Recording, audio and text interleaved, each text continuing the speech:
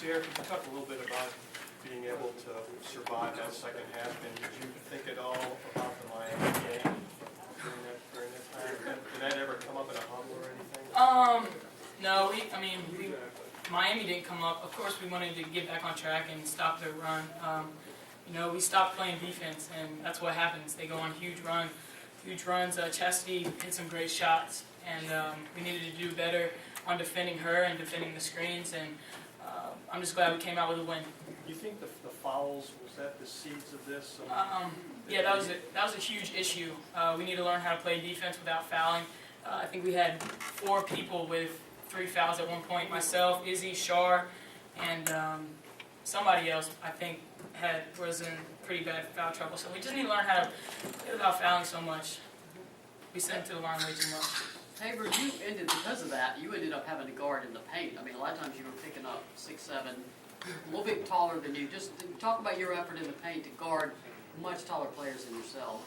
Well, that's something that we pride ourselves on, is the versatility that we can bring. And in practice, we're always, Cierra, Jasmine, myself, we're always guarding guards and posts. And so if we're thrown in that situation where we have some foul trouble or whatever it is, that we can hopefully do that successfully. And so I was just trying to, be physical with their body her out a little bit, and especially on the boards, because they're really good on the boards. Ariel, you guys didn't run the way you have been. Is that because you came in here with about 9 players? You ended up playing more of a half-court game. Of course, when Cierra and Tabor are shooting, 8 of 10 to start the game, that helps a lot. What was your game plan going in for this one? Every time we play, we want to push the ball in transition as much as possible, but at times it's hard to push the ball when the other team is scoring. And in the first, second half, we were fouling Texas. They were getting to the free throw line and making shots, and therefore when other teams are making shots, it makes it very hard for us to run. But I think in the half court, we shot the ball extremely well after being off for 2 weeks, and just pass the ball, play great team basketball today. For any of the players, Chastity scores 31, and Tennessee has 6 girls in double figures. Do you feel like the depth of your team and the teamwork is the difference between the 2 teams? I think we're extremely balanced, and that's one of our strengths. We have, at any moment, any given day, somebody can go out and score 20. But the fact that we have how many players in double figures, 6, that says a lot for our team basketball.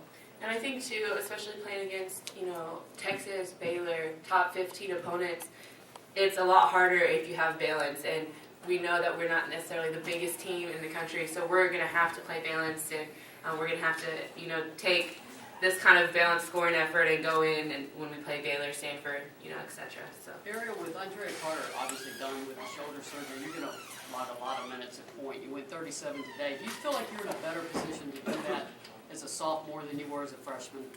I think so. You just know what it takes mentally.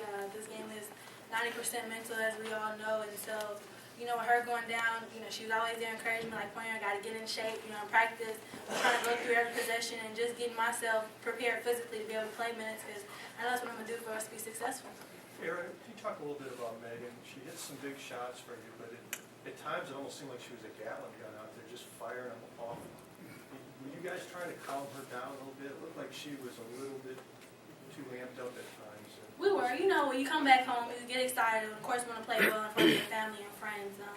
And so we just kept talking to her, telling her, let it come to her. We were going to find her and get her open and take good shots within the offense. But I think she did a great job at that, in the second half, just making big shots. And then she didn't let that affect her defense. She continued to play hard on the defensive end, rebound, and got her some easy baskets.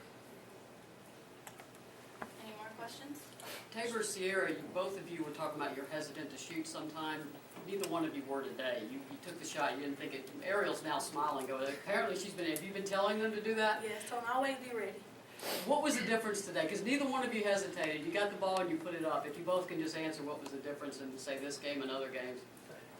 Well, I think for me, the past couple of games, I've just stopped thinking as much, and so, I think I'm kind of, I'm just an unselfish player by nature, I guess. And so the first few games of the year, I was kind of trying to get the absolute best shot possible and overthinking things. And then if I just let my game come to me and I know that I have to be a threat, and shooting is what I bring. And so I just kind of didn't think about it. Holly just said, let it fly. And so whenever I got the opportunity, I tried to do that. Yeah, just definitely letting it flow. My teammates put me in a great position to get the ball and put it in. I was thankful for that, and I got open looks, so I just tried to take advantage of them. Instead of, Holly says she'd rather shoot it than turn the ball over, so we try to take that to heart and just let it fly. All right, we can start with Texas.